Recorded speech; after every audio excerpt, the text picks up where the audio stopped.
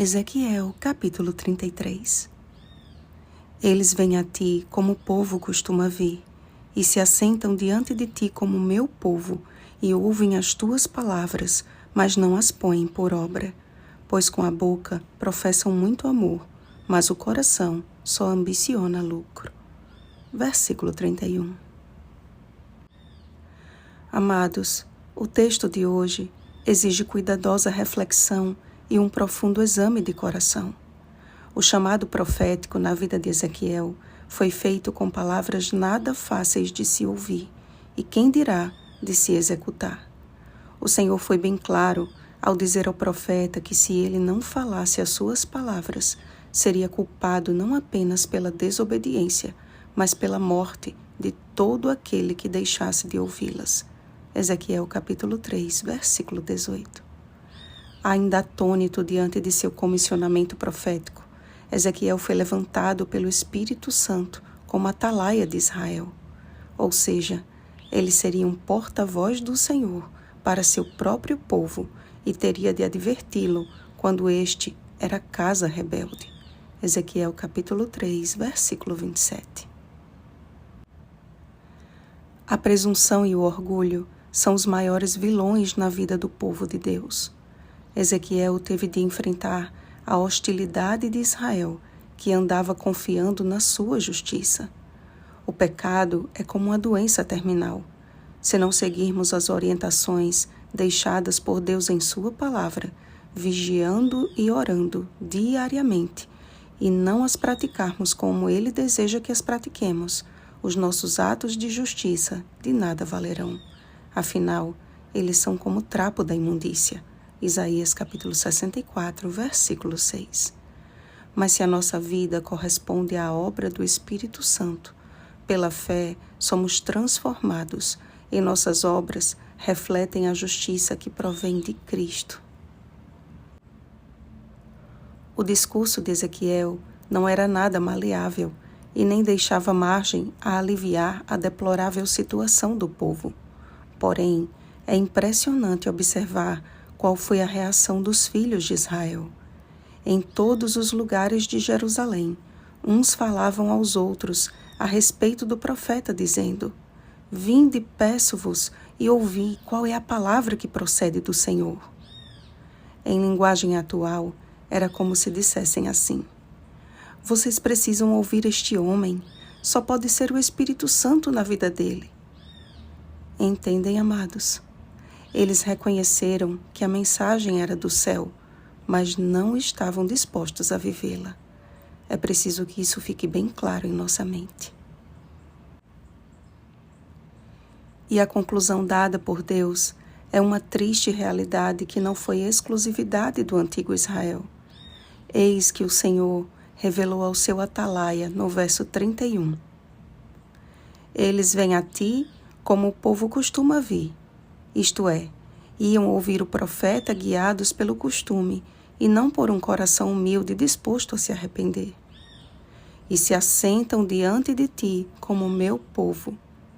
Aparentemente, o profeta tinha uma linda visão de uma plateia de filhos de Deus. E ouvem as tuas palavras. O seu público estava atento ao que era dito, mas não põem por obra. Ou seja, não estavam dispostos a praticar o que ouviam. Professam muito amor. Era um povo que jurava amores com os lábios, mas o coração só ambiciona lucro, mas que na prática só visava agradar o próprio eu, como afirmou Jesus. Este povo honra-me com os lábios, mas o seu coração está longe de mim. Mateus capítulo 15, versículo 8. Será que essa atitude ficou no passado, meus irmãos? Infelizmente não. Estamos diante de um mundo doente e em processo de metástase, e as pessoas trocam a cura por paliativos que apenas retardam o fatídico fim.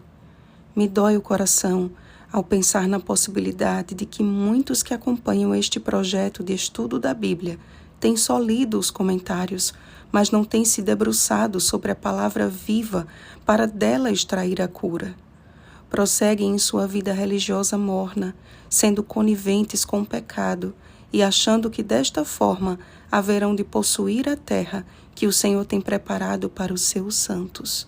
Apocalipse capítulo 14, versículo 12. Convertei-vos dos vossos maus caminhos, diz o Senhor Deus.